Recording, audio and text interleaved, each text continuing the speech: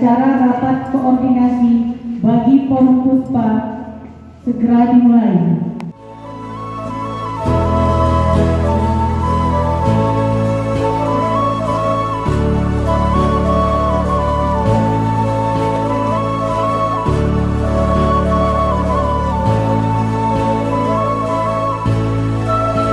Moral bagi kita bersama yang memerlukan dukungan dan kerjasama dari berbagai pihak yang merasa terpanggil untuk memberikan perhatian terhadap upaya untuk mengurai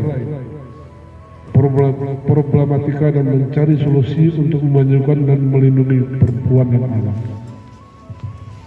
Upaya ini tidak akan optimal tanpa adanya sinergi yang kuat dari semua unsur untuk mengoptimalkan kebijakan yang sudah ada. Peran akademisi, dunia usaha, komunitas, dan media sosial atau publik sangatlah dibutuhkan untuk mewujudkannya.